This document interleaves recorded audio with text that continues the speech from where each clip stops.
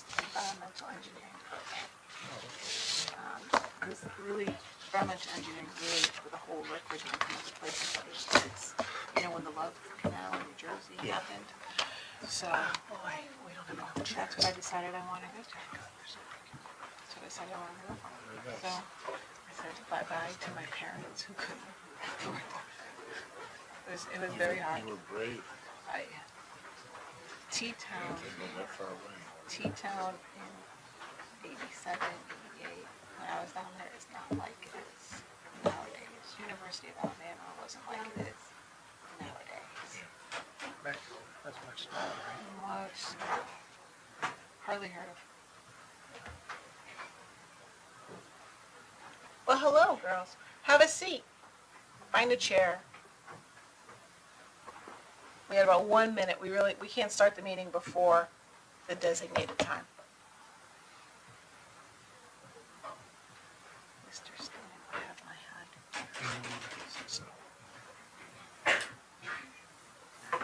We're going to do a moment of silence for D-Day, today's D-Day.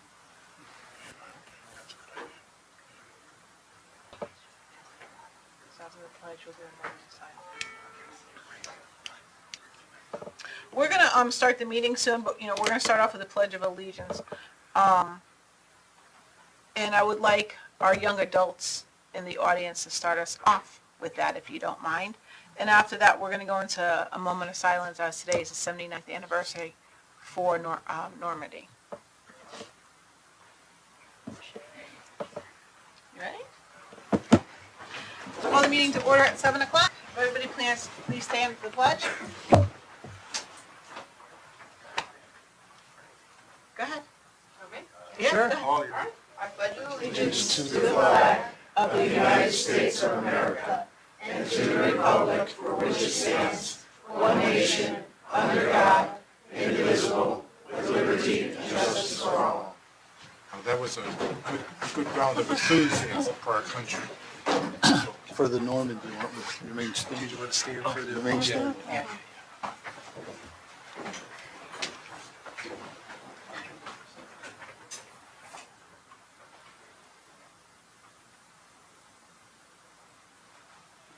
Thank you. 79 years ago, they faced an unimaginable challenge to keep us free, and we thank the greatest generation that has ever lived. We'll open for public comment. Please state your name and address for the record.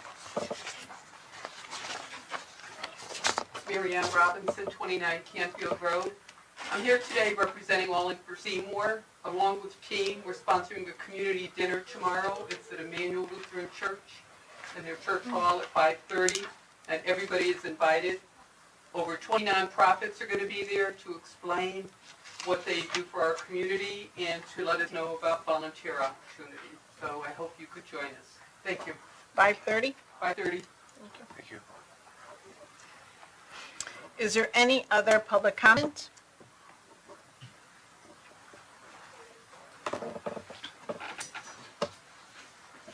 Good evening, Paul Roy, 80 Washington Avenue, Chairman of the Seymour High School Sports Hall of Fame Committee.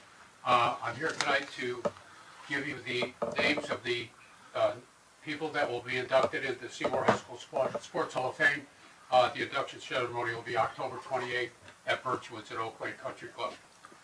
First is Dan Paul from the class of 1959, baseball, basketball, football. Next, Jack Moresco, class of 1967, classmate of mine, for football, baseball, and basketball. Next, one of Fred's classmates, Ernie Graywas, class of 72, for football. Next, Heather Landolfi, class of 1990, for softball and basketball. Next would be Rebecca Blake, class of 1991, for swimming. That'll be our first swimmer to be inducted into the Hall of Fame. And Bill Brooks, class of 1992, for baseball and football. The Outstanding Contribution Award is going to go to Rich Lewis. Actually, Rich graduated in 1960, and as a student at Seymour High School, he was a sports writer and a statistician. He worked for the New Haven Journal Courier and Register back in that time period. So that's the names. I'm going to give you all a copy of the list. I see you have an empty seat there. If you want me to take it, I will. But anyway, I appreciate your continued support from the Board of Selectmen. It means a lot to us between the Board of Selectmen and the Board of Education. You know, we've really gotten tremendous support the last few years and really appreciate all the help we get and all the, you know, accolades you folks give the recipients as well. So I'll give you the list. Thank you. Thank you, Paul. Thanks, Paul.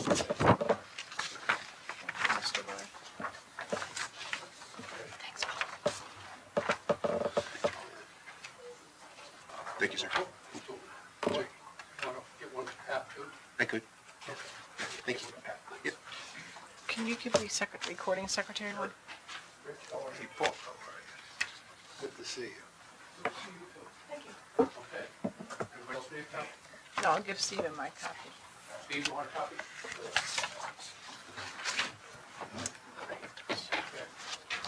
Is there any other, oh, sorry. Thank you very much. Thank you. You're Thank welcome. you. Is there any other public comment? Any further public comment? Any further public comment? No more public comment? Okay, can I have approval of the minutes from the May 16th, 2023 regular meeting? I'll make the motion. Motion by Al Bruno, I'll send the motion. second by Fred Stanek. Discussion? I just, page 6, third paragraph down, where it starts with Selectman Willoughby. The sentence stated that he was thinking that the salary range was not high enough. I was wondering if we could double check the records on that, because I was engaging in discussion about the idea for increasing the salary range to attract quality candidates, and not that I was concerned. So if we could just double check that. Yeah, but I don't know if it's verbatim or intention. I don't think that, we double checked to see if that was my intention. I'll check. Appreciate it. Okay. Any other further discussion? No further discussion. All in favor? Aye. I'm going to go with aye. You're going to check, right? Thank you. Aye. Steve? Abstain. Chair votes aye. 4 yeses, 2 abstentions. Selectman Finley and Selectwoman Banks. Thank you. You're welcome. Okay. Next on the list is the Girl Scouts bat presentation.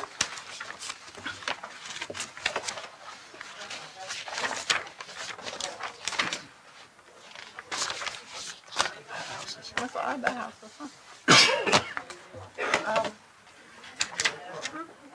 Yeah, I was just gonna have How to am I point that absent, out. but Yeah. I made a motion to adjourn. Right. I just caught that, since it's putting. I did too. We'll correct that. I saw that. I saw it after. Check that out. I wasn't here the 16th, I was away. Right. Me too. I wasn't.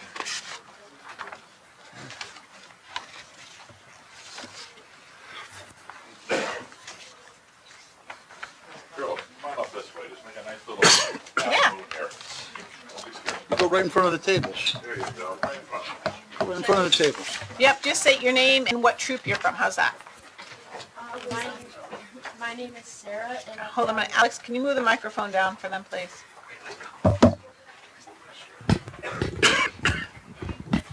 How's that, good? my name is Sarah, and I'm from Troop 60488. And we're here presenting the bat box idea. Here's some facts about bats. One bat is capable of eating up to 1,200 mosquitoes in a single hour. There are over 1,400 species of bats worldwide. Not all bats are related. Bats have few natural predators. Disease is one of the biggest threats. With the bats, say goodbye to bananas, avocados, and mangoes.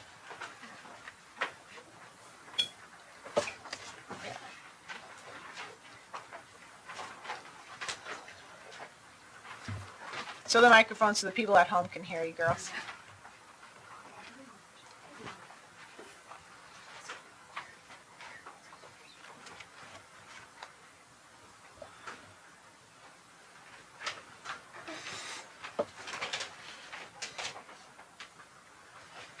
Night insects have the most to fear from bats each night. Sam, can you try to get like closer to the mic? Night insects have the most to fear.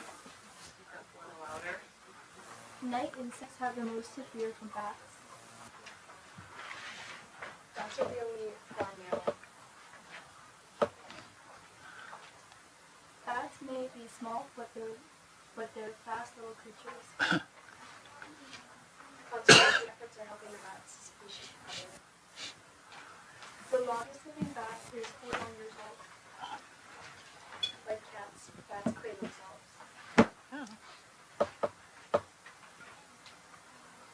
Dogs aren't the only ones with pups. Baby bats are called pups, and a group of bats is a colony. Bats are inspiring medical marvels. Innies or outies, humans aren't the only ones with a belly. That's good. You know, I didn't know that. They're mammals, so that makes sense. that makes sense. Yeah.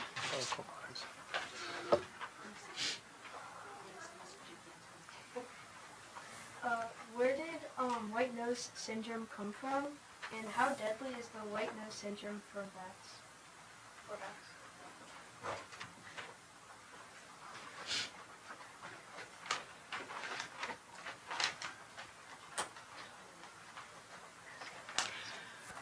Where did the white nose syndrome come from? Biologists first saw bats sick and dying from white nose syndrome in 2007 in caves, Albany, New York. However, cave explorers in that area had taken a photo of bats with a white powder on their nose the year before. So white nose syndrome has been in North America at least since 2006. How deadly is white nose syndrome for bats? White nose syndrome has killed millions of bats in North America. There is no cure for white nose syndrome, but scientists from all over the world are working together to study the disease, how it spreads and affects bats, and what we can do to control it.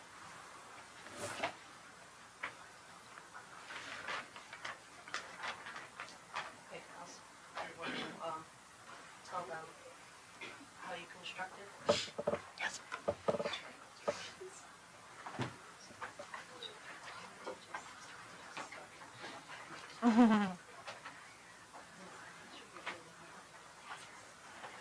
So we were we were getting a Girl Scout badge, and while getting the camping badge for Girl Scouts, we built these boxes for bats to live in.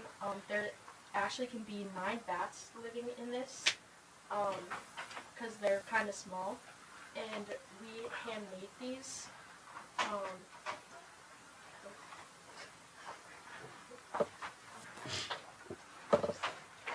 Thank you for your patience. Oh, maybe. It doesn't feed back, so you can't hear the. It's for people at home, Yeah. just to make sure they can hear. Oh, I'm so sorry, guys. So okay. they're good. So Yeah. Yeah, people at home heard them. Yes. Okay, I just wanted to say that we're from Troop 60488, and the girls did earn a badge, but they created these bat boxes. They made them all by hand.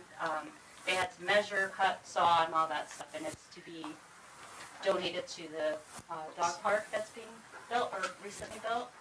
So they're going to be hung into the trees, and like Sarah said, up to 9 bats can live into them or live in them, and bats can eat thousands of bugs a night. So there's a lot of good purposes for them. So the girls worked really hard to donate it to your guys' town for the park. And our troop is from Oxford, and I am going to get little tags to put on the boxes with our troop number and the year they made them. That'd be That's great. great. Yeah. Thank you. so much. That's Thank perfect. you. Thank you guys very much. That's awesome. Really nice handiwork. So for those of you who don't understand what the bat houses have to do with with the dog park is mosquitoes carry a disease that cause heart disease in dogs, and the heart disease can actually kill a dog. So by having the bat houses at the dog park, the bats will actually be able to eat and keep our fur residents safe. So thank you so much for all your dedication in keeping our fur residents safe, and for all your hard work in putting those boxes together. I cannot wait. Thank you so They look much. terrific They too. do. Thank Very you. cool. Thank you, guys. Thank you.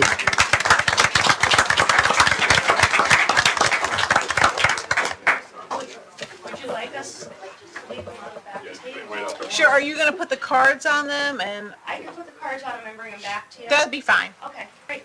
Thanks. Yes. Thank you. Thank you. Thank You're you. welcome.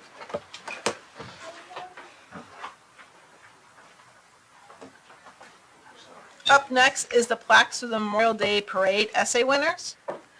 Selectman Burke? Sure. Well, yeah. We're gonna do the runners up first. We're gonna do the elementary schools first.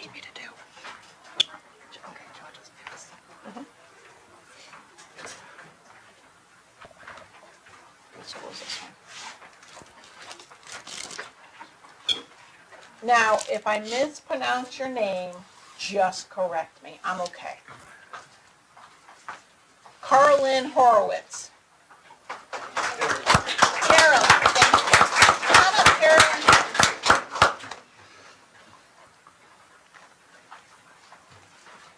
And let me go down. Yeah, go ahead. Go right up.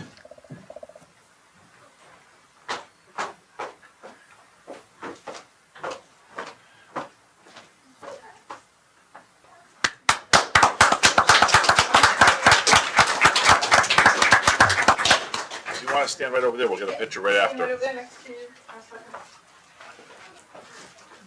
Abigail Curlis. And we should hear tonight.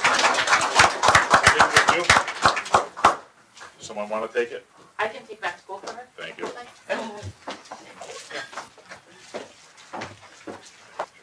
First place goes to Audrey Gilbert.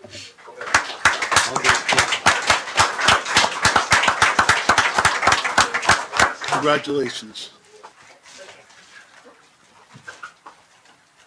Look at your brother, too, though.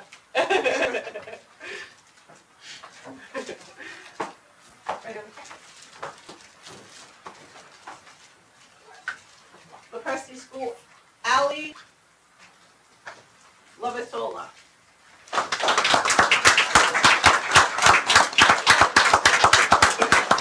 Ally, with the same name, something? Yeah. Okay. There you go.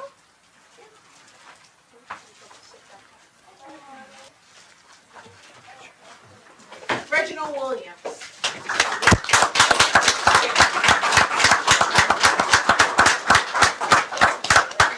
If you want to take your picture on the back.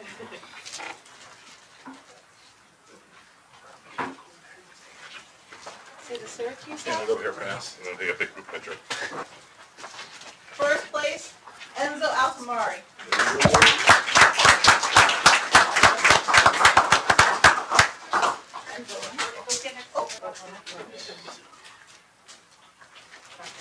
Enzo. Victoria Bortopoli.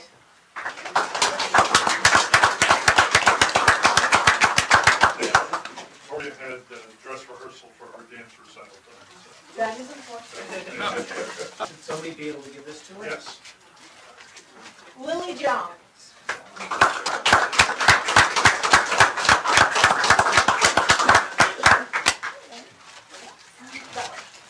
Sorry, Alan. You're fine. No, your dad wanted to take a picture.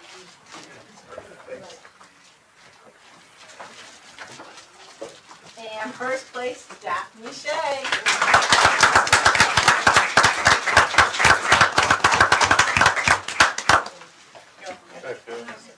Hi, guys. What's up, Ray? Now. So,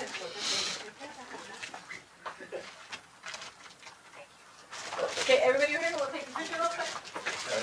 So Harvey, why don't you come up here? You started this essay, so. Okay. You guys, get up in there. No one's gonna see me. Short. Should we come down there?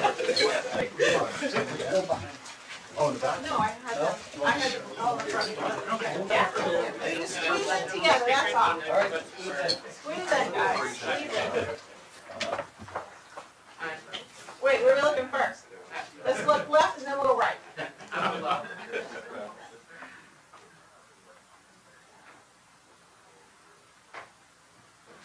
Middle. Right. Double middle, hold on.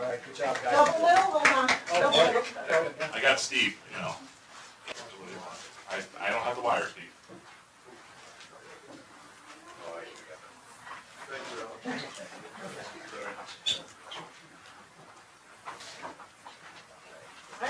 Thank you very much.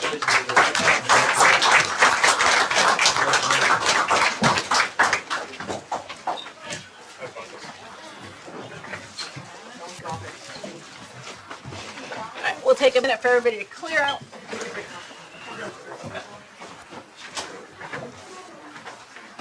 Tricia, you don't need any chairs.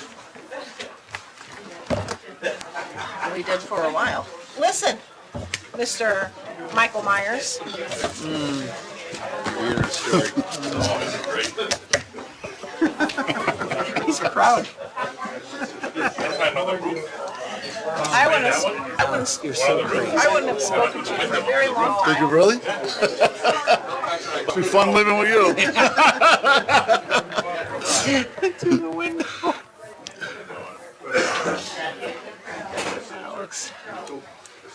Dr. Compton, I didn't see you back there. Oh, yeah, I slipped in. We would have had you up here for the picture. Oh, that was good. They let you all of you. She keeps wearing that contestant. Thank you for honoring them.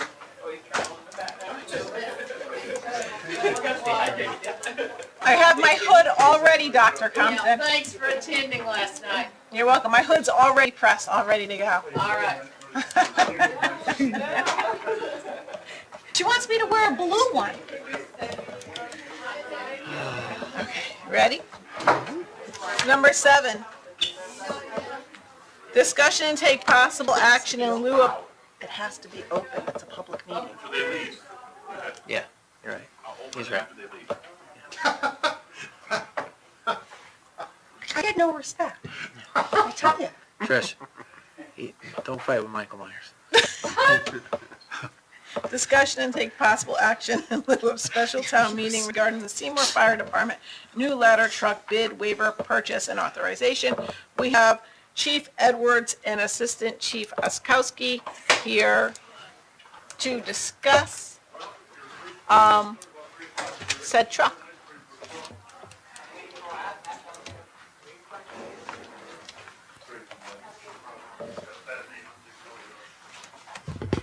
Where's Alex? Sorry, I got it. Thank you, Chief. Hi, welcome back.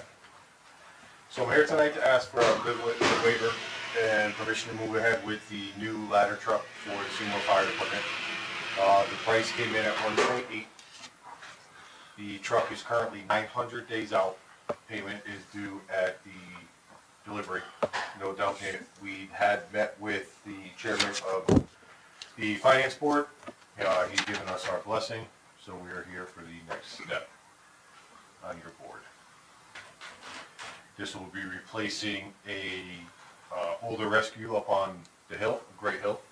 So we're going to make 2 trucks out of one. We're going to make a ladder rescue truck is what it's called, and all our rescue execution equipment and our rescue equipment will come off that truck and be put onto the rescue truck, limiting us down to 1 heavy rescue in town, bringing us up to 2 ladder trucks, 1 on each side of town. I believe last month I gave you a breakdown of our apparatus years, hours, and our projected replacement plan, which with times is probably gonna change and get pushed out a little bit due to the manufacturer's build times.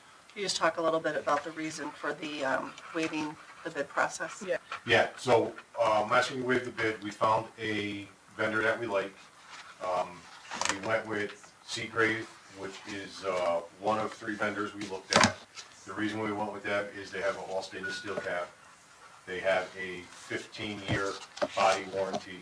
They have a lifetime warranty on the frame.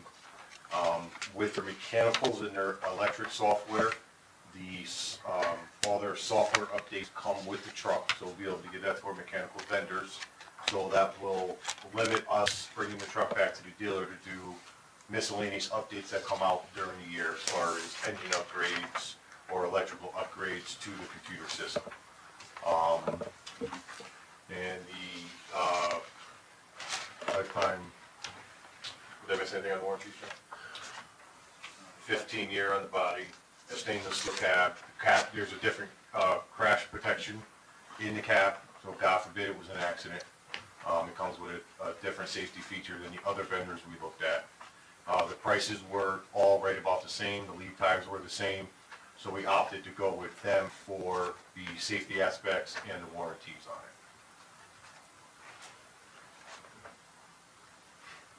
Attorney Baturla, can I just ask you, no, you don't foresee any issues waiving the bid process for the amount, do you?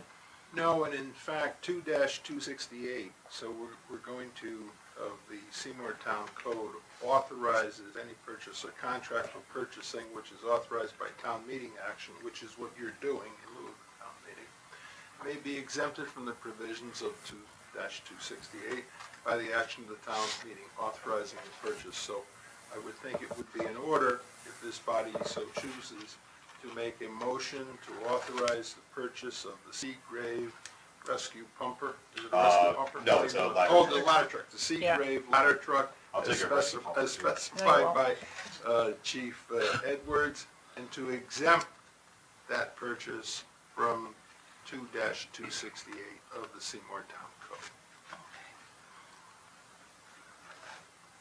Is there any discussion? Any questions? The remainder of your trucks you have in your capital plan, correct? I do. The current one would be next year, so we're just moving up the timeline because it's 3 years out.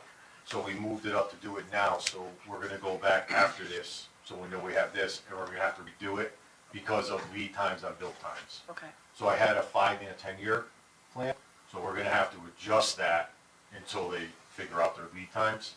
So we're gonna put it to where their lead times are at that 3 years, and then if they drop, we can come back and redo it. But I am a year ahead of schedule with this truck only because of the 900-day build time. And the cost is solid? Yes, we have the paperwork here in writing on that price. And it was, I'm sorry, 1.2? 1.8. 1.8, okay. I'll make a motion to approve the purchase of the Seagrave ladder truck and waive the bidding process in the amount of 1.8 million. A second.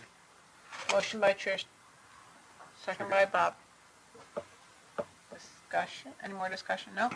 Go ahead, If I Mr. may. Stanek. You indicated, Chief, that the Finance Board Chairman gave his blessing. What does that mean exactly?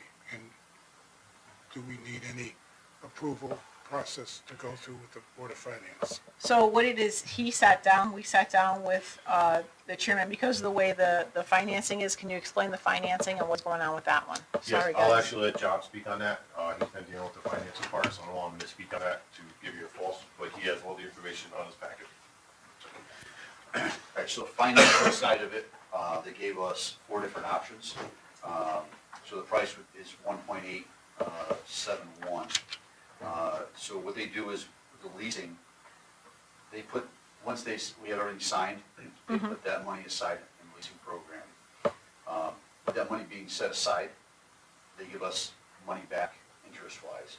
So it'll actually be 1.7 after they give us back our cut, because they're holding the money for 3 years, basically. So at the end of it, it'll be around 1.7 after we discuss the leasing side of it. If they want to bond, they can bond, but nothing is due until the truck arrives here in 3 years. No payment for 3 years, no payment for 3 years. Okay.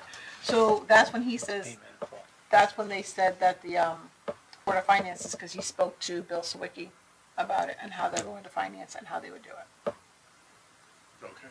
So it would come to us and then we would move down to the Board of Finance when the time comes. If I may, I'm also noting a provision in the charter.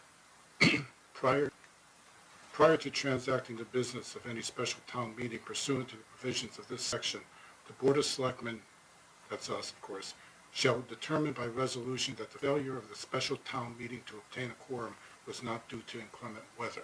We did We that at do 6 that o'clock today. every time, but we should do that now. We're supposed to do it now. Exactly as Attorney Stanek said. Yep. Would you make such a motion? I will make, there is a motion on the floor. There is, you have to amend it. Well, no, what I would suggest is that the chair, Can I amend the motion to, my motion to add that we did have a town meeting, but there was a lack of a quorum and it was not due to inclement weather? you could, and your second can accept it. A second. So you have a motion to authorize the purchase and to exempt it from 2-268 of the Seymour Town Code, and to make a finding that the lack of a quorum for the special town meeting was not due to inclement weather. One question. Because we did do that at the special meeting. So That's just doesn't a that question. preclude No, you should that? do it here as So you well. have to do it at, oh, okay. Okay. This is a large purchase, so we have to be very careful. And you're Absolutely. acting- No, it's fair, I Absolutely. just for, He- yep. Here you're acting as the Board of Selectmen. There, the action would have been by the town. Moderate. Moderator. Right, Make Okay. such a statement, for the record, right. which is helpful. Okay. We All good in with discussion? We good with Discussion? discussion? I think we had discussion, we heard quite a bit at the last meeting, so I have nothing further. All in favor? Aye. Aye. Chair votes aye, motion carries 6-0. Thank you, ladies and gentlemen. Nope. Appreciate it. 5-0. Thank you, Thanks Chief. for your time. 6-0. Thank you. Okay, we're going to go into an executive discussion to discuss and take possible action regarding the sale of real estate as publicity regarding the site and sale by the town would likely to adversely impact the price of the property. Make a motion to go into executive session. Motion by Trish, Second. second by Al Bruno. All in favor? Aye. Aye. What Chair is votes that? aye. What is the executive session? Oh my goodness, that's right, sorry. The Board of Selectmen and Attorney Rich Bertula. Thank you, guys.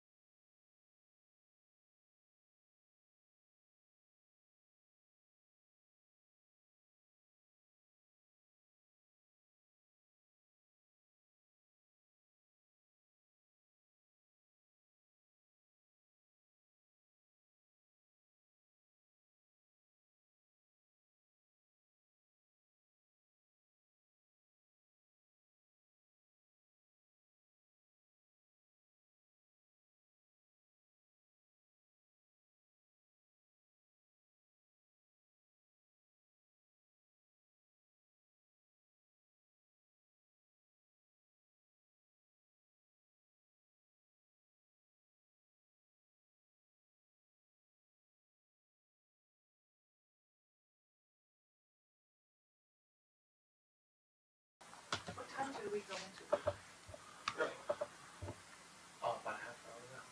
I don't. About 7:30. That's probably right. We didn't talk much. All right, thank you, and we are now back. There's no, actions or motions taken during executive session. Item number 9, discussion on town-owned automobiles. Per Mr. Stanek's, Selectman Stanek's We can request. only talk about one automobile. Oh my gosh, because it doesn't say automobiles. Like to, can I make a, Pick one. Fred, your favorite one. Yeah, I know which one Fred's picking. We know it's, oh, hold on. Oh, yeah, put on microphone back on. Oh, yeah. Sorry. The phaser's on, it's done. Here. One for you, one. So, Selectman Stanek had asked about a list of all town-owned vehicles that we have. I had Tony Caserta send me a list of everything that the town owns, the town insures.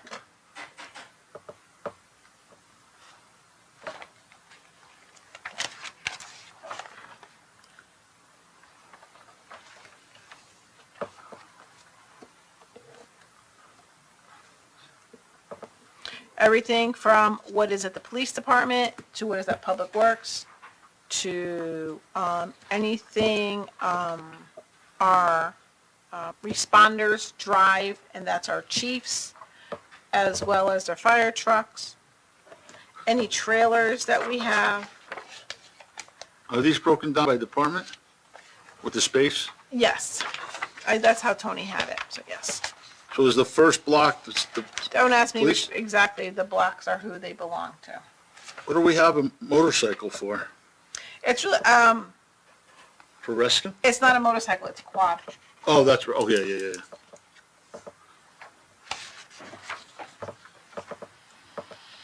Quad, gator, Side by side. yeah.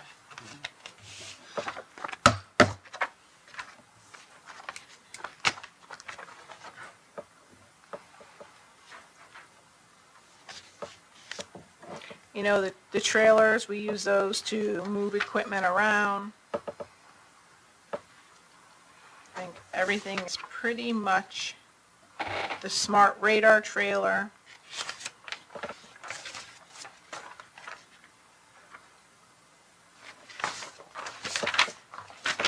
Does anybody have any questions on said list? For the record, I am just going to say, I understand the importance, why this is such an important topic to people, but what I don't think people understand is that anybody in town who has need during work to go from one location to another, or who has a vehicle for, as a part of their job, we have to then, if we are not providing the vehicle and the insurance on that vehicle, we have to provide insurance on their personal vehicle, which will be getting used, and on top of that, reimburse them at the rate of 68 cents a mile, which over a year very quickly adds up.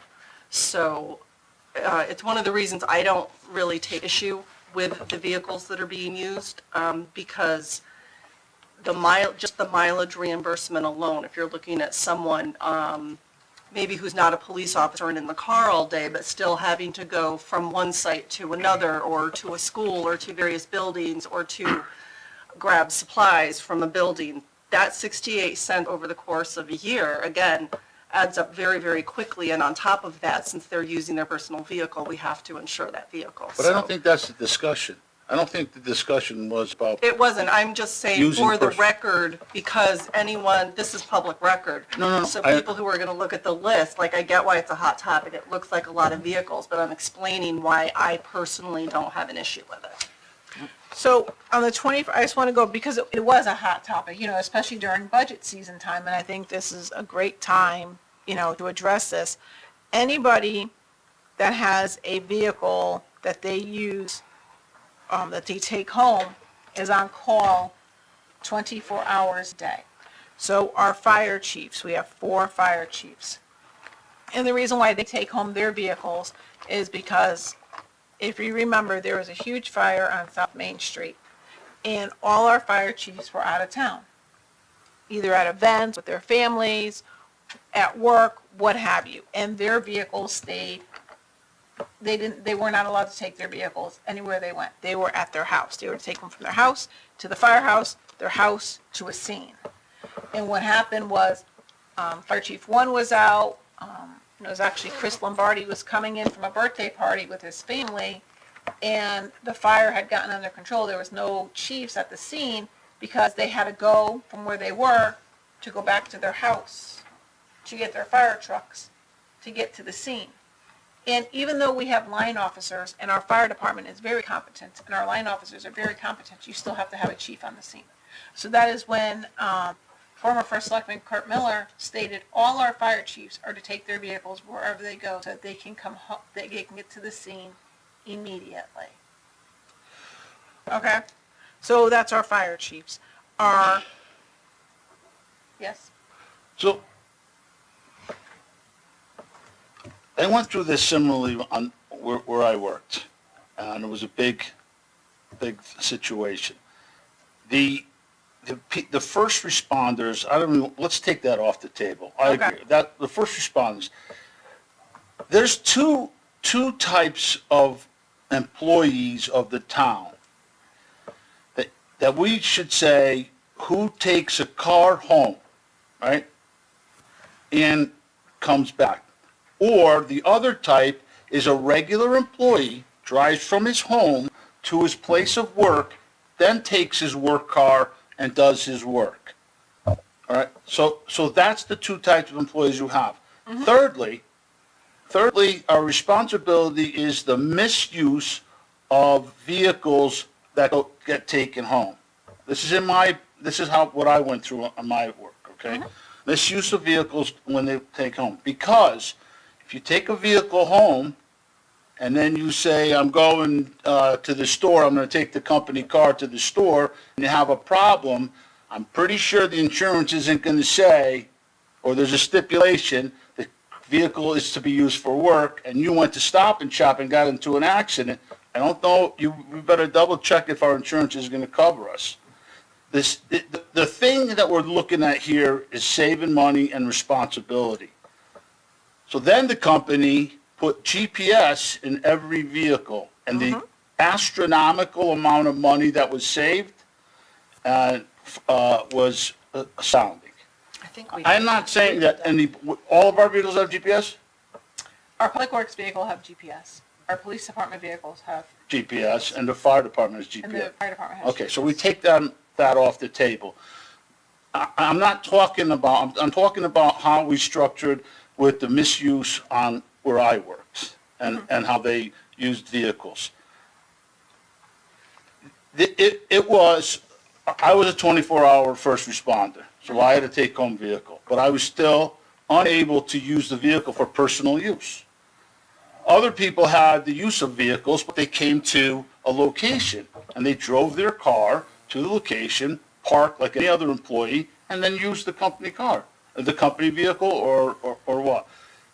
Those are the things that we should be looking at. Responsibility, is anybody misusing it? I mean, it's a small community, and we all know each other, and I am certainly not pointing fingers at anybody here. I'm just saying my experience, the responsibility. Are they wasting money? Are they misusing it, mishandling it? And can the take-home situation be limited in any way, shape, or form? I understand, but there's some we really should take a look at. The vehicles, we could cut down on if they don't use the vehicles all that much, and then there'll be a pool car. You come into work from your house like anybody else, and you're not under any obligation. If you have to respond and you had to come and pick up your vehicle, you don't pay that mileage. You don't pay that mileage or insurance. You get in a company vehicle and then you go to work. That's the problems that we have. And it's a large company I worked for, and the savings was in the millions and millions of dollars. That's my 2 cents. I don't think everybody, I might be wrong, I don't want to misspeak. Everyone who has a vehicle in town, though, they don't bring them home. It depends on the job. Am I right? You're right. There are some that are sharing vehicles or using So, vehicles. and that's where I was doing what getting to. Okay, That's where I was going. sorry. That's okay. So we look. I can only handle silence for so long, so I spoke. We, you know, we're. And I getting- wasn't I'm sorry, Henry, I wasn't saying anything against what your comment was. I was just saying, my experience. I Right. apologize What do you apologize for? for interrupting you. You're fine. Thank you. Sometimes we have to speak when the thought hits our head or else we forget it, Exactly. I appreciate that. right? So we're leaving out the 4 chiefs. We leave out our chief of police and our 2 deputy chiefs because they're on call 24 hours a day. God forbid something happens, Absolutely. right? So these are taken off. Then the next car goes down to our director of facilities, right? He takes care of all our buildings and he takes care of the schools. And he takes his car home. Then the next person in line is our building inspector. He has the vehicle, he takes the vehicle home because just like our fire marshals who take their cars home, if there's a fire in the middle of the night, they have He's to get to summoned. the scene, right? They're summoned. And for them to leave their homes to get here to pick up their cars, it takes time. Same thing with the building inspector. He has to get on scene immediately, especially if a car goes through a building. There is no, let's just wait for him to go the 8 minutes from there to here, because that 8 minutes of a building being deemed unsafe, and he's the only one that can deem a building unsafe or condemn a building. Okay? So that's him. The 2 fire marshals. Our facility people do not take their car home. The only one that takes their car home, I think, is the head of facilities, right? And that's because he answers the calls for the alarms. And I can tell you, as of this phone going off at 12:01, I can tell you how often it goes off. No, I understand that. I get that. Let's look at the So, fire hold on. marshals. Fire marshals, there's 2 fire marshals. Yep. Do they alternate time working? No, So you have 2 fire marshals on duty at all times? yes. And both fire marshals respond to every call? Yes, they do. Okay. Especially when we had the issue on Maple Street, because you never know how big it's going to be. Whenever there's a house fire, both go because they have to do an investigation. Okay. Then you have the issue of if there is an event and they have to split. So you will have. Right. So you always Mutual have a aid. real time Right. split, Okay. I know this isn't a great. Great, so I think that's, Okay. I'm not done. Oh, Sorry, there's more. sorry, Yep.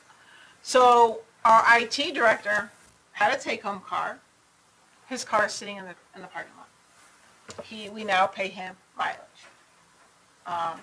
Because for him to come to Prospect, to get the car here at Town Hall, to go to the middle school, to go to the Seymour, Why do you pay him mileage? Yeah, I don't, he has a job in Seymour. He chose to take the job in We Seymour. don't pay him to Well, come wait, from Prospect. yeah, but that's at a facility.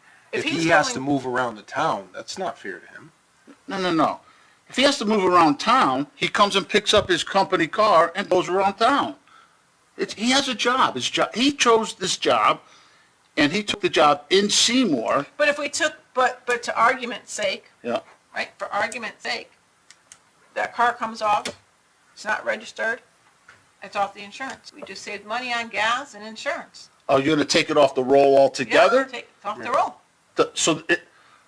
So instead of taking it off the roll, see if you could use it as a pool car, and the IT guy comes and gets to use that car. No mileage. No mileage gets paid. Right? Well, this is what I was going to say, and this is, when Chief Metzler was here, brought something to my attention that applies to the town too. Where are we putting all these vehicles that aren't going home? We don't have a garage, we don't have a facility, we don't have, that's one of the things he wanted in his strategic plan, was to kind of, he If I would may have jump loved. in, Oxford does that. I'm sorry? Oxford has 3 vehicles that shared among the departments. They're kept in the parking lot at the Oxford Town Hall. They I really don't do. know Oxford's makeup, Fred. I'm just I can't saying. speak Yeah, I know to George that. has his car. So, George does have a car. George has a car. And our IT guy is not just responsible for just the computer systems, right? You think about the communication systems he gets involved in with the police and department. fire. So it's a little different. Towers. For him, he could be on an emergency call, and he needs to get there as soon as possible. So I would challenge, I don't want him to have to drive here to go get a car to get to the police station. Well, on the emergency call, you give him mileage. On every working day, he comes to Seymour and pick up his car and goes to work. And if there was a call at the police station, that would make no sense to come here and go to the police station. Just go to the police station with your vehicle. Use the Exactly. common And then pay mileage. Your own vehicle. It's the internal, the mileage would be internal to the town. You're right, he works in town, the mileage would be captured with it whenever he moves his car in town. If it's personal It's not from vehicle. home. It's personal. Suppose he goes, you got an emergency, and the authority to give him permission to go to the emergency, there must be an authority that calls him and tells him that he's got to go. If it's an emergency, he takes his personal car, drives to the emergency, and he submits a mileage sheet, date, time, incident, so that there's a internal control showing it. That's how No, you that's go. what's done. Okay, Okay. that's what we're Right. doing. That's one But person. where the That's- savings is when you're doing that is by taking the vehicle out of Out of commission commission. and not Right. having it insured and having to do the maintenance on that vehicle. I'm not an expert in it, I understand what you're saying, but and maybe we're playing it too safe in Seymour, but I'd have to know everybody's schedule to know, like, if we have 3 vehicles, who's to say the IT person and the blight officer and somebody else don't all need, So the 4 blight people don't officer, need to be someplace at the same time, I don't know. blight officer uses his own vehicle. Okay. I mean, you're leading into a discussion that's a little bit different, because I don't want to get into the pieces, Nitty-gritty, the nitty-gritty So- of it. I think if you can classify certain roles so that you can characterize what type of role it would be, and then they're assigned to the car, then maybe there's a happy medium, so we all know what the Right. classification on that car is for the town. So then we looked at the departments for because we have the gas boy. And all town cars have a little card that you put in to the gas pump, and you pump it, you put in the mileage number. Right. And then Tony gets that report. And if the mileage shows off, or there's excess gas going to that vehicle, or excess diesel going to that vehicle, then it's questioned. Because we all know how Size of much, tank, you know the size of tank. the size of the tank and where it goes from there. So, as It's also, Alex's truck has, just to, in his role, his truck even has the Does it- GPS, so so I the- think all of them have. Does he have to write his mileage down, start mileage, end mileage every day? Anybody? No, so when they go to the gas pump to fill up their car, right, at Public Works, they put in their card, which is this card is tied to This VIN number. Yeah, I get it. this, the Mercury Sable, say, right? And they put in the mileage. So when they put in their mileage, there's a gas tracker. And it says, okay, the last time this card was used was on this day, and this was the odometer reading. It's now being used on this day, and this is the odometer reading. So it's tracking. So I asked Tony, any been abuse? There's been no abuse. But we are tracking that. We do our internal tracks from there. Public Works, Frank takes his truck home, because you never know when he's gonna get called out, as well as our director of, the parks. His assistant, he doesn't have a director's name, his assistant, right? They both take their trucks home in case there's an emergency in the middle of the night. We don't know when a storm is gonna come. We can sit there and say, oh, the storm is gonna come through, like today, right? We had a big thunderstorm come through, lasted all of 5 minutes. But we don't know what else is gonna No, I happen. understand. So that's why Public Not Works con- takes you their don't- trucks home. I get you, I'm with you on that page. Okay. So with that, those are all the cars that are driven 24 hours a day by people who are on call 24 hours a day. I have one comment and one comment only, and then I'll let somebody else talk. No, you're fine. If you look at taking and I hate picking on the IT guy, but that position, and take the car off the roll, right? Yep. X amount of dollars is saved per year, right? No. Times how many miles he drives, 40 hours a week, and we gotta pay mileage and insurance. This is what we try to explain to everybody. It is much cheaper, according to Tony, with the way our insurance policy is written, because we have a blanket insurance policy, is if they took the car home, it evens out. Because if they get into an accident, I was just about. on their way to work, being called in, Even, let's use a different hypothetical. 'Cause Go ahead. we can make arguments about that. If the individual is using his car within the town of Seymour, go from one location to another location or anything like that, and gets involved in an accident, we have a statutory obligation to indemnify and defend him. And it is quite likely, it will, to Tony's point, cost you more in that sense because of the property damage aspect with respect to his vehicle that he's using for his job versus being on a blanket insurance policy. For the town. Where you're getting free coverage, basically. I think that's Tony's point if I'm hearing this. And I was about to say the accident hypothetical is the one that usually comes up. Right. so what had happened and what started all this, I don't know, like 10 years ago? Something like that? Because you do get rates. You're getting free coverage. You get fleet coverage, right? Yeah. But somebody used their car, it was a lease car, and granted they got their 68 cents, they went over mileage, and there was a car accident. And we ended up buying them a new car. Here on Yep. Seymour. You want to think about all that. But with a fleet policy, you're paying a flat rate based think upon that's the what number of Tony vehicles. meant When I heard, Yep. the first selectwoman mention of flat. It's a flat rate based on so many vehicles. Right. Doesn't cost us any more in insurance than it would if, 1, 2, 3 cars isn't costing us any more insurance when we have God knows how many. What I think I'm hearing is that there's a surcharge if you have employees using vehicles during the course of the workday. Private. Private vehicles. vehicles. Is there a surcharge on that fleet coverage? No, what's happening is it's not insured on the town's policy. It's not on our policy. But you have a statutory obligation, right? Oh, I understand that. So it could end up costing you more. Could, but what, because is there an you analysis? don't- There was an analysis done 10 years ago, and that's why this was put into place. Kurt had Tony do it, right? Yep. Yeah, I remember that. That's why I think it's a little bit of nickel and diamond to a degree. I think you could go back and forth and we could debate it all night. I think monies can be saved by consolidating the use of a vehicle by several departments, such as the assessors, building. I don't see why the building inspector, I'm not picking on Jimmy, he's my good friend, needs to take his vehicle home. That doesn't make sense to me. Just doesn't make sense. I think the other side to that too, Bill, is you're probably, I agree with you And too. that's a concept, not. Yeah, based on I think you person. gotta look at it from a salary perspective as well, because even if you did make a change a like perk. that. We don't pay, from a salary perspective, our salaries aren't in line with a lot of other things. I would argue that maybe that's part of what keeps someone here as well. Well, I think what you've done here is looked at the vehicles, because I started this discussion some months ago, because when I first became a member of the Board of Select persons, I saw 3 cars at the police station, in front of the police station, that never moved. Every time I went by, they were there.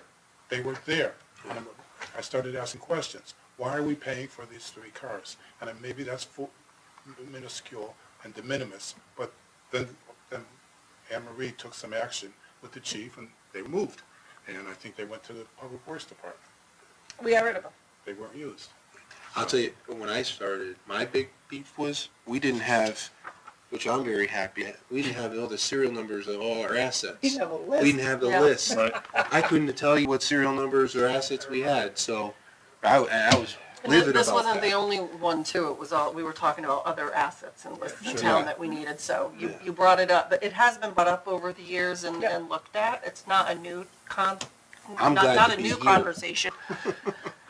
It just comes up often as, as the board changes, But we'll I look think at that- it again. But I think to Fred's point, maybe there should be more of a systematic approach that we calendar this every year or two to take a look at whether we need this many vehicles for these positions. And if we get the salaries back up to where they really should be competitively, like Bob is saying, maybe the person, the building inspector doesn't need a Right. car. Like, there might be ways to then save some real money. But otherwise, I think I don't know, I think we ran the numbers 10 years ago, they could be different now, because everything's gone up. But I think the other it thing. sounds like you've done the analysis. I've done my due diligence. Yeah. Yeah. So- I think you do add to this list, you do add the type of asset it is and give it maybe have 3 classifications where Phil was Like at Phil it. was saying, with the different classifications, with Because then different, you can whatever your identify job duties are, what's a right? fixed at, I mean, Yeah. you're not gonna change, you always need it, it's Yeah. gotta be like that, and then there's gonna be these variables where we can, okay, if we get into a budget season, it gets a little tight, we can make some decisions that are different. I don't know. I think you could always tighten things up. Right. You can always squeeze a little more out of it. Oh, this budget season. Yeah, We but could you- always look at it in the future too. We Absolutely. can continually That's what I look was at it. saying. How much Right, of this, exactly. how much of the assets already paid for? Like, that's the other thing. All our vehicles are paid for. Right, so you're So there's no sitting on 0, depreciation value. right? Yeah, Well, they probably appreciated since the. they have pandemic. appreciated appreciate it. actually, yeah. Right. Part of the system should be looking at how often the people who take the vehicles home are using them in the off hours. So you've got an employee who uses it twice in 1 year to come back at night because a computer system goes down, for example. But somebody like Public Works, I understand. They're gonna go, right. They're responding to a tree down in the middle of the night, a snowstorm, emergency people, no problem. That's a given. But that also But I goes, thought it was also used from a salary perspective to me, it is. so It's one of, so, you know, and that's what it is, like, with this position, right? This position, the car is for personal use for 24 hours a day, 7 days a week. Where you go, you use the car because you never know, but we don't. So, I mean, that's what it's like, oh, well, you know, I saw your car at ShopRite. I'm like, yep, because I use my car for personal use. right. But the Because- thing that I remember Kurt saying too, though, Mhm. Emery, is when he was using the car for personal use, he had no problem putting his own credit card in to pay for gas. And Well, I that's was gonna say, exactly what I you did. can't, you Yeah. don't, you can't, You- you have you- to pay for your own gas. Yeah, you Yeah. can't like go to Public Works and gas Gotta know. up But and then again, run. we have go buttons away from around it that again. because there are reports that are looked Yeah. at to see when that gas card is being used, what the Yeah. mileage is in between. So, I mean, it seems like we want to keep looking at it because there'll be new technologies and things we can come up with in the future, to everyone's point, but we are, From a I would taxes say we're not perspective, loosey-goosey about it. We've got the from, systems in you place. used to have look to at. claim, if you used personal miles, you had to claim from company perspective. I used to, when I had a company car, Correct. I had to claim my own personal miles Right. versus company miles. I had to identify that. So, So there were some people that were able to use it for personal use or 24/7, and they would have, that's why they had these mileage sheets, and they had to fill out the mileage sheets daily. The gas card is only showing you an average on fill-up. It's not telling you daily use as an internal control on how and who's using these vehicles. Certainly, you wouldn't expect some of the people that have take-home cars to use them for personal use, right?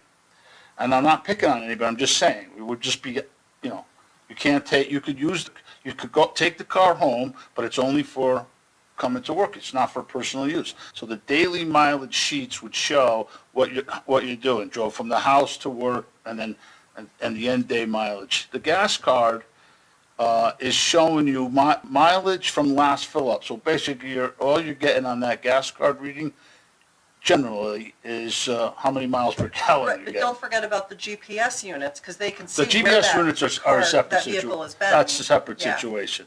I don't think there's any GPS in the take-home vehicle, except for the police, right? Maybe they have GPS in their cars? No. It doesn't matter.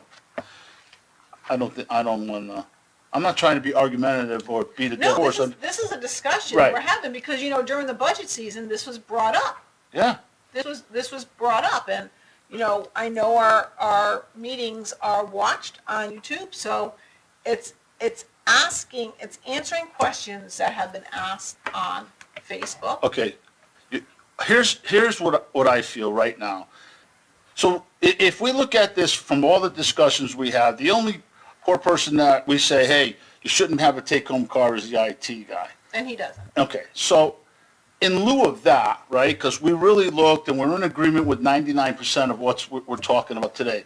In lieu of that, what we really don't have is an internal control to see where the cars, or how we could say you're not using it for personal use or abusing the situation. That's all that's where I feel we're at right now. The only thing that we could do with this discussion is have the IT guy not take the car home. But I think in addition to that, if we take a look at, have further discussions about developing internal controls on how these vehicles are used, it might be a step in the positive direction. So maybe this is the question, what vehicles don't have a GPS in it? Because it's not just the police department that has. No, I know, but the Public Works has them. Control. So Public Works has them. Custodial has them. Custodial has them. So the people that don't have it is our facility director. And what would have been the first select person's car? Well, Oh, and the building inspector. okay, That's it. so, Three cars. so with that said, who's looking at the GPS? The chief will look at the GPS. Tony looks at the GPS. Our Public Works director looks at the, And do they produce a report and give it to this board? they give it to their boards. We don't see that. So the police commissioners, which is the governing body of the police department, handles all that. Okay. Right? They handle that. Let me take you back 2 years to the police department issue with GPS. Okay? Yeah. Public Works, the director has all the GPS. He knows Okay. where all the All right. vehicles are. So then there is internal control with all the GPS vehicles. Yeah, that's what I was saying. So it's But there already. I think what Phil was starting to say is that this board should be reported to from time to time, because the statute of our duties is that this board superintends the operations of the town. So even though there are separate boards, this board is like the superintendent of the operations. Not of the police commissioners. Rich Petula, Attorney Petula. Well, the police commission has primary responsibility. There is a certain amount, some opinions on I this, know. there's a certain amount of overlap, if you will, including with respect to the first selectman's powers. Well, when the department heads, besides police, come in and do their overview, we can request that of them as part of the template when they do their overviews. Like they've been coming in every so often, the department head comes in and gives us an overview. right? That's what because We can ask them. that's exactly perfect, because right now, if I was a department head and you said to me, is there any misuse with the GPS? Nope, everything's perfect. And then we would just say, oh, okay, that's cool. That's the way it is now. I'm just saying that there's more than one way to skin a cat. Just saying, you'd like to see data. I'd like to, yeah, or at least So, hold on a some minute, data hold on a goes minute. somewhere. So, all right, again, the GPS are in the police department cars that are in town. So Right. we can ask the chief. Public Works, their vehicles are parked at the end of the day at the garage. Same thing with the police department. Their cars, with the exception of the chiefs. Right. Right? Right. Their vehicles are parked there. Our fire marshals, Rocky takes his from here home to Shelton. Right? And then Tim takes his from here to his house in Seymour. And if they have to go to a class during the day, or if they have to go to a meeting, or I do- understand. Right? Yep.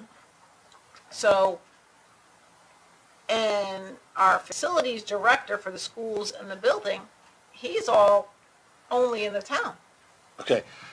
The GPS let's take a department like Public Works. Okay? The GPS is on the employees come to work Monday morning, get into their vehicles, automatically the GPS goes on. The data on each vehicle goes to the director, Yep. right? The director occasionally looks at it, because he has no mandate to look at it every day. So Joe is No, supposed to that's not go to French Park, and he decides at lunch he's gonna drive 20 miles somewhere else. Nobody's looking at that data. No, that's not true. It's changed since you and I have been on the board with that. Are they giving you any? No, their board looks, I look at Mr., you're on the WPCA, you know that. So. The that would- director gives the boards a So report? they would have the GPS, and the director is looking at the trucks where they are throughout the day. They're each given an assignment of where they need to be. Right, correct. Right, just like it was when we were on the board. And then the director is looking to see throughout the day on the GPS if all the trucks are there. Never, because we had that issue with trucks were going into Oxford. Correct. And I don't think I've not heard that happening anymore since we were on the board. Right. But that's something we can ask each director, how do you track your employees? Right. And then we could even follow it up with, how maybe we could share the data. It's just, we're looking at it from all different angles, and we're trying to be cooperative, and so let's bite off a little piece at this point, and then we could move forward. Like the young lady next to you said, that data changes, technology changes, it evolves. Just for clarity though, what are we trying to capture? Because I think that's a lot of effort in respect of even the reporting. We have a management process that you have a director that's responsible for the people that work for him. Yeah. So bringing that to this board, I understand if you have that manager report on that everything's good, but I just want to make sure I understand. I don't see I'm not sure, and I'm not sure I see the value of that type of, that's pretty deliberate and direct. I mean, I feel like you have a management system already. There's other things that we should be probably talking about and thinking about in respect to the town that would bring more value than trying to trace where a GPS is in a truck that we Right. know most of the, I would venture to say we have a good management system. I would That's, May I And- respond? Hold on. Yeah, that's- Are we more concerned about where the employees are during the day? Because this seems to have taken a totally different twist Right. than where we are with the employees who are on call 24 hours a day. Correct. That's where I was- There were 2 points that I made, and those are the 2. But to your point, and I am definitely not far from feeling exactly the same way you are, but the responsibility of checks and balances doesn't end with the department head, the manager, or the director, because they have to have checks and balances, and that's our job. I think I get what you're saying, Yeah. Bill, but I think our job is to make sure there are checks and balances in place and to keep looking at this maybe annually, at least biannual. I have no problem looking at this Okay. and asking these questions, but to Bob's point, I don't want to interfere with the day-to-day management No, of that's the No, I don't departments and either. how they're doing. And I'm not saying don't you either. are, but I think looking at this from an annual perspective and making sure we understand what are the checks and balances, are there checks and balances, what other checks and balances are available, we might want to put in place for the town. I see that as a function of this board. I don't see as a function of this board managing the monthly minutia management of the No, of the not mileage or micromanage, the right, I agree with you. reviewing those reports and double checking to make sure that the managers and the directors are doing what they should. because we wouldn't That's be Anne diligent. Marie, that's the No. first select person's job, that's the operation manager's job, that's the chief's job, that's the public works That's director's right. job who's reporting to the public works board. Do we need to make sure there's checks and balances in place, and what are they, and is there anything else we can and should put in place? Absolutely, that's what I see this board's job Okay. as. And that's my perspective only, I'm, No, I agree with you wholeheartedly, Yeah, but, the diligent and the repeatability of that type of, that can't come out of this board, Right. I think. but the question is, do we have what you just described? to my knowledge, we do, Yes. because Well, years that- ago, well, we that's didn't Anne even Marie's have a GPS. job. Yeah. We didn't even have the GPS in the trucks, 7, 8 years ago. Right. That's a relatively new technology for Lenny Seymour. Green We came up added with that those in. idea, and Yeah. we ran with it. We put the Yeah. GPS systems in the vehicle That's for this Lenny's very idea. reason. Years ago. Yeah, Because we were finding years ago that the trucks were all over the place. and then they had the technology, I don't know if it came before that or after, I think it was after, with the management of the miles to the credit cards and the reports automatically The being gas boys, run. yeah. Yeah, And that's so why- we came up, that was added too, that as a separate. Okay. So I think we're coming up with the checks and balances as we're aware of them and implementing them, but they do cost money. So I know it didn't all get done at once, it was Right. kind of a slower rollout, but now, that's why I said which vehicles don't have it. There's 3 vehicles that we identified Right. of And all those the are vehicles definitely in town. deterrents. So as long as those practices are in play, I gotta feel comfortable that that's been managed by the, their managers and their. And next year, if we look at when we look at this again, we can talk about, hey, does anyone know if there's any new things out there that we can add or change up that's better than what we have in place? So if we But I- look at it once a year, and we have these checks and balances that our first select woman has described, as we all talked about back and forth, maybe we could get an annual report, vehicle report, and ask for, hey, is there any inconsistency in the mileages? Is there any inconsistency? Have there in been all- any abuses? Right, is That there could any be a part of abuse? the template, that when that department head comes in here, you can have him speak, he has to speak to that Maybe, component. then to me, that's a compromise and it's a good solution. Yeah, that's. So you said, well, all that gas report is telling us how many mileage was used, right? So the average mileage on a SUV is about 330 miles per Fill up. right?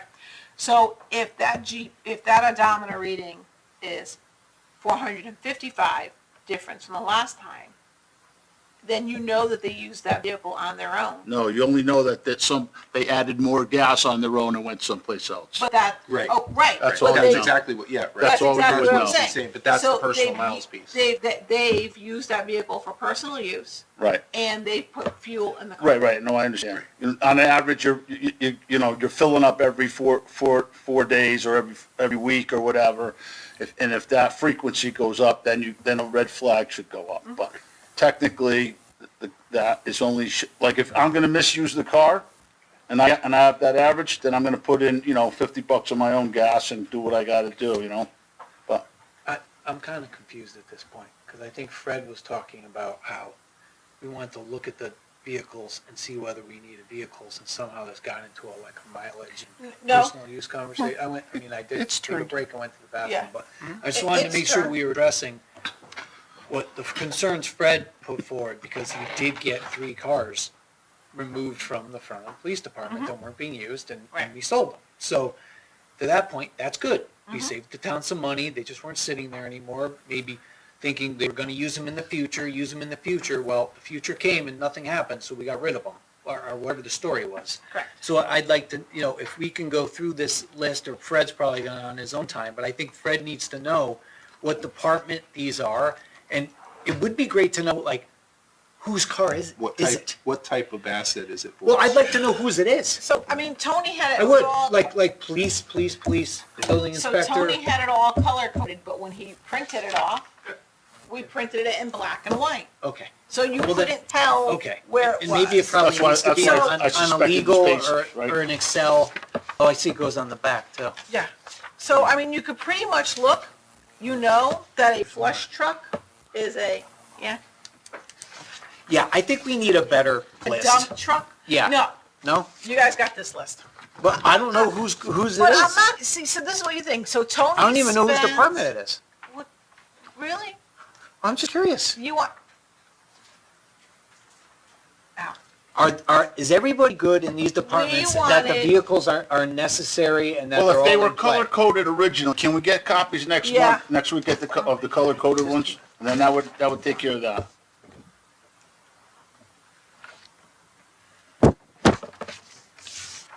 Because it is the director's decision.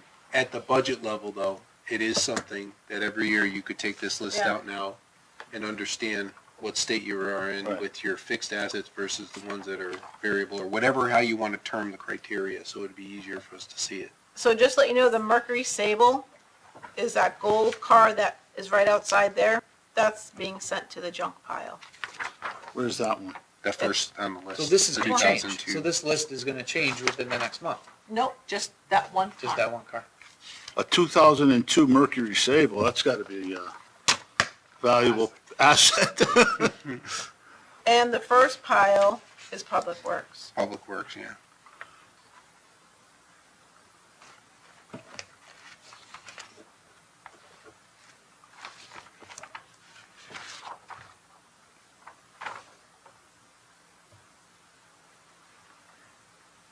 And that last set, the Ford Expedition, all the Explorers, that's probably the police Yep. department, the Silverado, Yep. right? That's all police, That's police.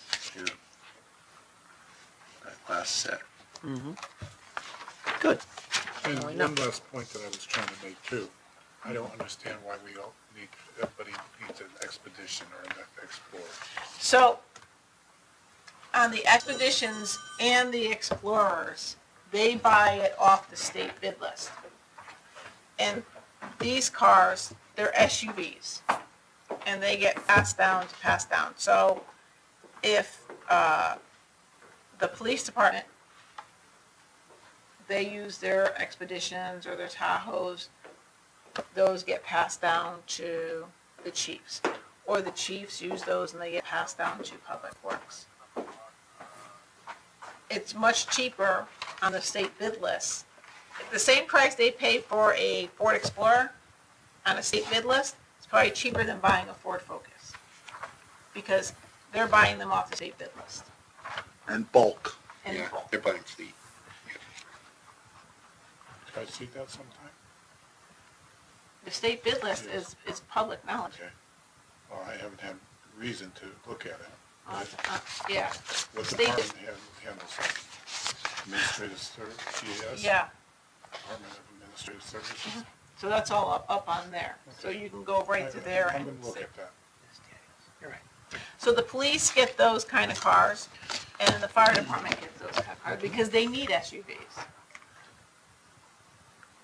I'm not sure about that. I think the chief said, didn't a couple meetings ago, he mentioned about the equipment they needed, and some of it, not just the bid list, but the equipment needed to go into the vehicle for fit. Will not fit There's- into a yeah, tiny well, car. So Because they- remember, our police officers also respond to scenes. I know. Our chiefs respond to So does that have scenes. something to do though with the equipment that's on it? Yeah. Like the lights and the sirens and the It has extra. to- Computer it had to- table. What I Right. recall was the The bid computer list. table that Because comes it has to out, be able to yeah. handle that. That's why it's probably an SUV, Fred. That's why they're big. I don't know, why does George Temple drive a Ford Explorer? I don't know. Probably because they got it for cheap off the state fleet. Well, list. I was Why gonna does say, and it's a Cassetti Hammer. drive a Durango, not a Durango, what's it, a Tahoe? Why does Loretti drive the Explorer that he drives? Probably because they got it cheap off the bid list. The mayor of Shelton could use a new car. He just got a brand new car plus a raise. Well, his car broke down in the parade. That was my point. That was funny. Welcome to the valley. Okay, so can we safely say we could look at Who saves there would be? maybe at least once a year getting the vehicle list, getting some data from the department heads as Yes, far as, absolutely. thank you. I think we want it right before budget season too. So we We know. would like it in December. Probably because we need it start our before the budget new year. in January. Exactly. Yeah. You need it Okay. before the new year. Yep. Yep. Wow, End of all the- that. End of the fiscal year. I thought that was a pretty good discussion. You know what it is. You can sit there and say it would beat a dead horse, right? But it's, the questions are out there and people want answers to them. And not only that, as we speak, and there's all of our opinions, sometimes when we're in a direction with an opinion and we listen to each other, we start, forming, theories and questions, and more questions come up, and because we learn from each other, and I think that this was a positive situation. The best decisions are made when there's some dissent, and then you collate around a common point. Right. Absolutely. Agreed. Absolutely. Okay, number 10, first selectwoman's report. So, we had the Memorial Day Parade, and it was a great parade. I did the Naugatuck Relay for Life. That was this past weekend. A very moving tribute to those survivors and those warriors. This Saturday, I also had the honor of attending Troop 65, Anthony Delfino's Eagle Scout Court of Honor. He did the project to secure the coal pits in Oxford and to keep the historical site in preservation. I attended the kindergarten moving up ceremony. I had the opportunity to meet with Senator Blumenthal yesterday at the Regional Water Authority site on Route 34. He and Senator Murphy were pushed to get money for them for their generator that has not been in service for the past year. They've actually had to have a rental one. So we got the money for a new one, which everything's going to be piped inside, and it's going to be moved from where it is to the 100-year flood zone. So it's going to be moved higher up. They're going to secure the fence around there a little bit more tighter. So I was very thankful for Senator Blumenthal and Senator Murphy for getting them the money for that. I attended the award ceremony last night with Selectman Stanek. We both got to present the Karen Stanek Award to Coach Carr. I could not think of a more suited person to receive that award. Played for Seymour High School, especially during the time when they did the leagues. He explodes with the Seymour pride, explodes with Wildcat pride, and we both know that that's what Karen was all about. Good for you. That is what Karen was all about. Absolutely. And so it was great. We passed our budget. 35.98 is the new mill rate. I'm just thankful the budget got passed. I am looking into the circuit breaker rebates for our seniors. The circuit breaker program was a tax break for our senior citizens, which the state of Connecticut told us we had to do, and we had to give them a break, and that they're going to give us the money reimbursement, but the state stopped funding that. So now I want to look to see if come next budget year we can put more money into our circuit breaker program so we can give our senior citizens more of a break. We're also looking at our car tax and doing partial payments on that. Our seniors have asked us, because they're on a tight budget, so if their car tax bill is $500, can we make it into 2 payments, split it, and make it a partial payment for them? And it's a little bit more work in the tax office, but that's something that can be done, and other towns do it, so we're going to start doing it as Great. well. Great. The big talk of Seymour was our big Memorial Day Parade disturbance. And we have no new news on that. They are still trying to get an ID on that person.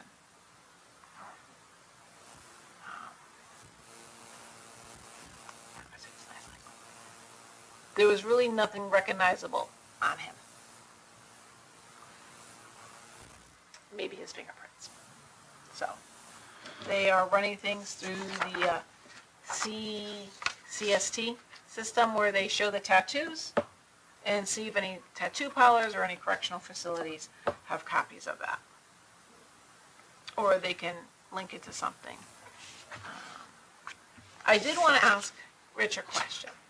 So, during the whole budget season time, we had a lot of things going back and forth on Facebook. People were having questions, and they brought up as to why can't they ask us questions in meetings and us be able to have a conversation back and forth. Now I know that would lead to longer meetings, but I know that could also lead to a back and forth type deal. But the residents have questions, right? Some residents are not on Facebook, some residents are not on our internet, some residents only see these meetings via YouTube or via Channel 10 TV. So is there a way we could have residents either submit questions or ask questions that we could, as a board, respond to and answer, but not be under public comment, because I know by Mr. Roberts' rule, parliamentary person here, we cannot go back and forth during public comment. How is that, Mr. What about a town hall meeting and advertise it an hour before our meeting, so it's only 60 minutes long? You know, you could do it once a quarter. So with that, hold on, with that, Phil, we get, I get out of work in time. What about a coffee talk or something? Well, Yeah, I could do coffee talk, but somebody asked if we could do it, and I said, I will ask our attorney. I have never, in all the years that I've been representing many different communities and many different public entities, seen that sort of meeting as a standard practice of any kind. What I have seen at various places and at various times is a version of what you have here, in that you have a public comment section. You call it public comment. There are other sections before meetings where people get up and they can sign up and speak for a limited period of time. The big issue in many communities is, can they just speak about the agenda, or can they speak about anything? That becomes an issue. Who can speak? Just residents, just taxpayers, people from out of town? That becomes another issue in those public forums or public comments, and we've seen those issues from time to time.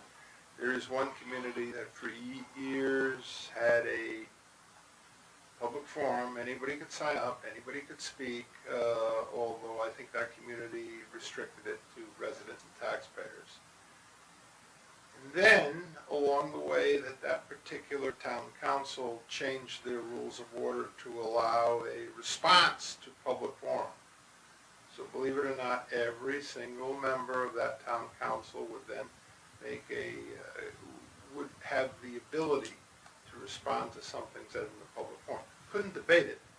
It's not on your agenda. You're not going to go beyond that, but if somebody gets up and says, I don't think the ID guy should have a car, and then it rolls around in response to public forum, somebody says, gives a contrary opinion, or it says, I agree with you. That's the kind of thing that would go on. Eventually, that particular community did away with that and eliminated that provision from their rules of order. So if you're interested in something like that during budget season, as a one-off, I'll look at it and I'll think about it, and I'll let you know. It is maybe a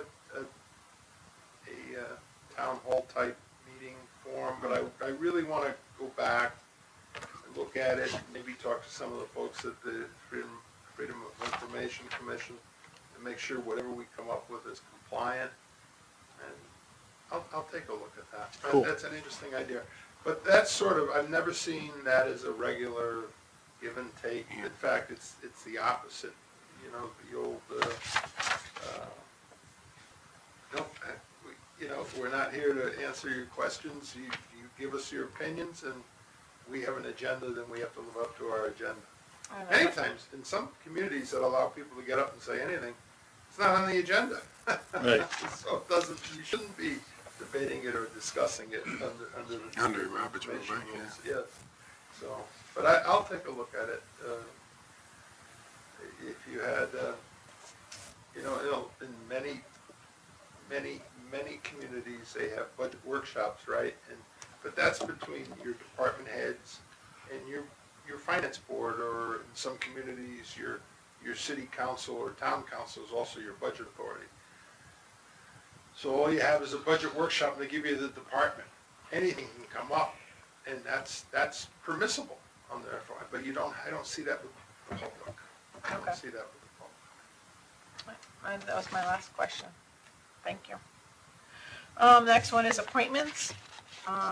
Mike Dion, Parks and Missions, a reappointment, 4 years, term expires 6/6/2027. So moved.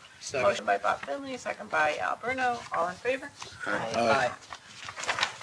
Chair votes aye, motion carries. Tax refund and abatements, in your package is a tax refund and abatement sent to us by Dana Black, tax collector. Please review, make sure there are no conflicts. Make a motion to accept as presented. Motion by Trish, Second. second by Bob, discussion, all in favor? Aye. Chair votes aye, motion carries. Okay, correspondence, there were no correspondence, public comment.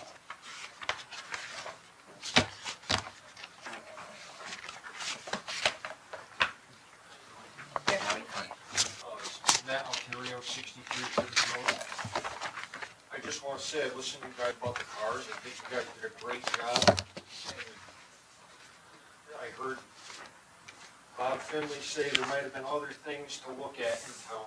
And like I said, the cars, I think there's no wasteful driving, and I looked, nobody, I barely see the cars around often business hours. But I do know maybe a way, you put things out to bid in town, and I believe that the bid is 10,000. Anything under 10,000 doesn't have to go out to bid. Jobs such as painting, taking a tree down, small excavation, trucking, you guys worked very hard on the budget, but something that I look at, and I'm not picking on Public Works, Frank and Sean do a great job. Something easy that I understand, because I'm in the business of taking a tree down. It's very rare that a tree gets to $10,000, and the tree business is very competitive.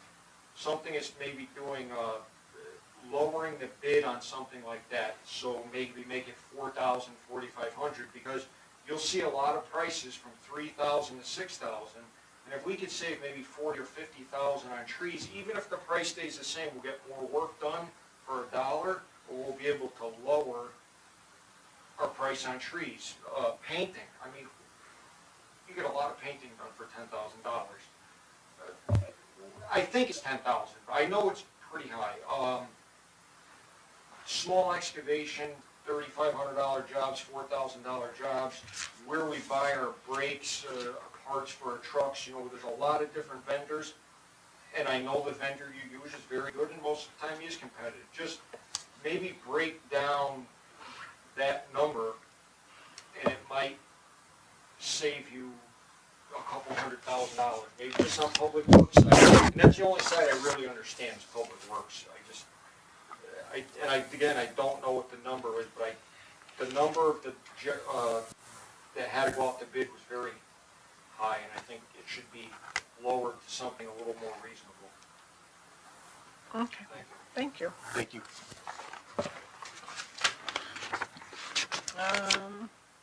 Any other public comment? Blood Rains is not here today. Okay. No other public comment? Selectmen's comments.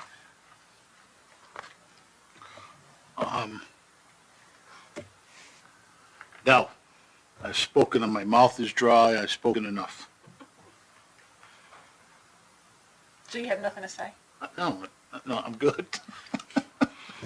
Through the first Selectwoman, Mr. Bertullo was going to check whether we need to approve the minutes of the annual town meeting, Oh, from the Bungie School one, middle school. the middle school.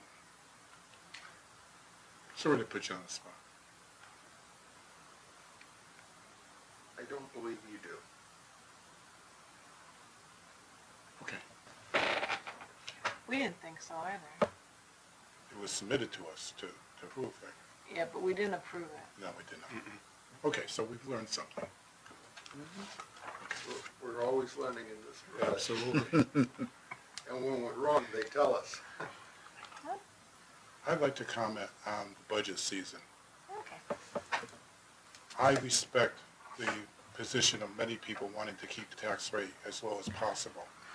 I also, of course, respect the education advocates wanting to keep the education budget at a level necessary to educate children. I've been an advocate for the education budget over the years. But what bothered me is that some people try to tear down the education system. And that really bothered me. And we're better than that here in Seymour. We're better than that. There's no need to stand up and criticize the education district, what it's doing. We have a great education system. We have people all over the world from our education district excelling. We saw our essayists tonight, the children, their essays. We heard last night at the middle school award ceremony that our valedictorian is attending Yale. This Friday evening at graduation, the distinguished alumnus is Dr. Cynthia Chinecki, class of 1973. She's an oncology nurse with a PhD and postdoctoral work, written 30 books, one of which is 3,000 pages on oncology nursing. Those are some examples of how our system has excelled 50 years ago and now, today. We saw our top 10 students last night excel. We saw 2 students from Seymour High School complete a program at Griffin Hospital to become medical certified technicians. These young people with Griffin's Allied School of Health are now able to earn up to $50,000 a year in their profession with a high school degree, a graduate diploma only. This is a wonderful program for the non-college bound student as well as for the college bound student. We have so many excelling students in all levels. And there's no need to be tearing down the system if you think that the system is costing the town too much money. And so I was disappointed in those people. I became very upset at a finance board meeting one night. We're better than that. We are an outstanding community, and we need to respect each other's positions. And as I said, I do respect the desire of people to keep the taxes low. I'm glad the budget season is over this year. I hope that we talk about charter revision at some point.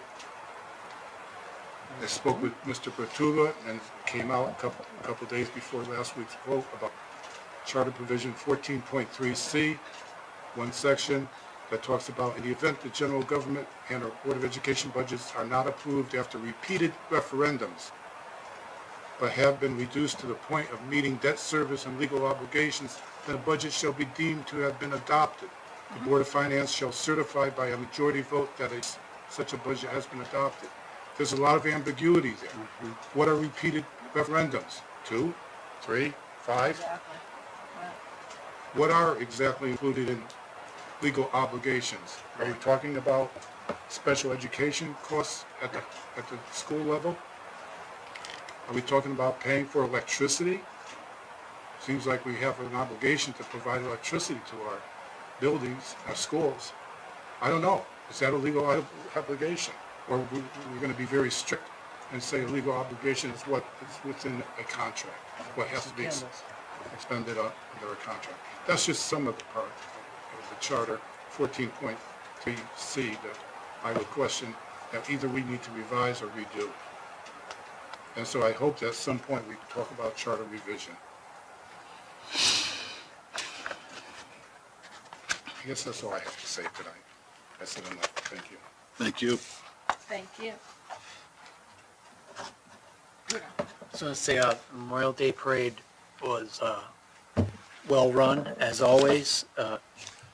Fred Stanek was our Master of Ceremonies and did a great job from the podium, as always. And I think the kids always have a good time while we're reflecting on the sacrifices of people who allow us to do what we want to do in America. So it's always a good day. In Seymour, we always do that the right way. I think Fred's correct. I think we do need to take a look at our charter. We need to take a look at a couple of things that came out this budget season and things that we possibly want to change or modify or strike altogether. Obviously, that would have to go to referendum for the vote of people, but I believe some of these are, some of the language in our charter is just antiquated and really hamstrings us from moving the town forward. And Like Fred said, yeah, I was disappointed too how people went after our town and Board of Ed budgets. There was a lot of misinformation and subterfuge on social media. That's very disappointing to see, instead of people just coming and attending meetings and participating in the process that has been availed to them. So, but, we got through it. It's how we address it and how we decide to move forward that matters. I'm sure Dr. Compton's going to figure out her budget with the Board of Ed, as Anne Marie will with the Board of Select people, figure out how we're going to keep the town moving forward, even though both budgets were chopped pretty good. So, just gotta move forward. Take what we have and move forward, and hopefully we can educate folks on the process and improve that moving down the road. Even though we try every year, maybe we need to do a couple of things differently. I don't know, repeat things enough times so it sinks in. But the information's out there. This is not a hide the ball deal. All the information is there, and I think folks need to take it upon themselves a little bit to educate themselves. But that's it. That's all I have to say tonight. Trish? I'm going to do some repetitive comments. Memorial Day Parade was a lot of fun. I had the opportunity to go to some other towns' parades, and I have to say Seymour, by far, best parade that we've had, that I attended. So very proud to say that. Regarding the budget, I did want to touch base, and it's funny that Select Person Stanek took the words right out of my mouth, because I was going to say that we are better than what happened this year. Yeah.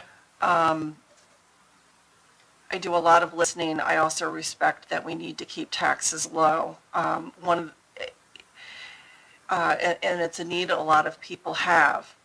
But if you can't attend a meeting throughout the year, and I do understand that to take time out of your day, and maybe it's time that you can't seem to find in your schedule. We have correspondence at every single meeting. Write a letter. See if you can get some of your questions answered that way.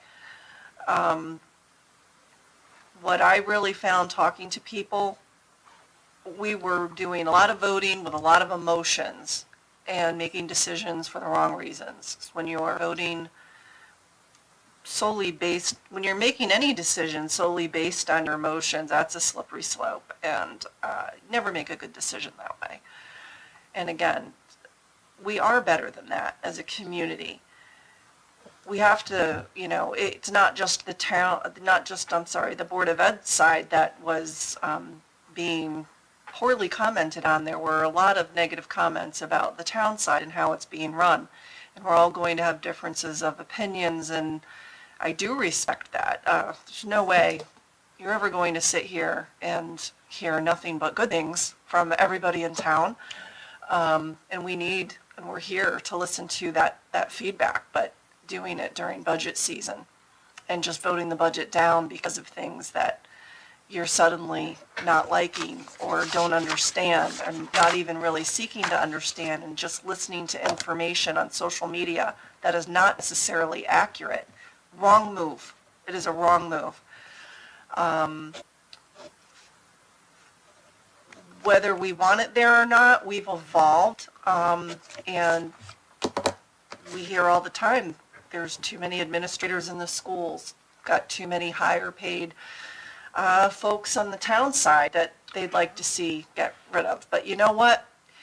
This is not the way to go, because things have evolved. Things have become more complex. Things have become more complicated. You do not want your superintendent, nor do you want your first select person wearing too many hats, because then they can't focus on the real issue at hand, running the schools, running the town, and making sure they're moving forward. And being such an aged community in New England, we have to make sure that we have funds to rehabilitate roads, buildings. So I know I'm going to get off my horse, but I'm really asking everybody to consider other ways to be involved and learn things throughout the year, and come state in some way any frustrations or things that you want to know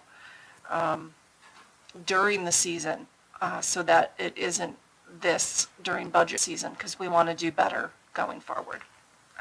Thanks for letting me say all of that, and I hope and expect that we will do better going forward.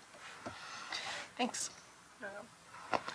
Yeah, I'm in support of definitely Select Person Stanek, Select Person Bruno, and Select Person Danko with respect to all the comments. I think that, you know, we find ourselves kicking the can down the road too many years, and it's been done in past years, and it's now come to this year, and this year budget season, I feel like we're doing it again.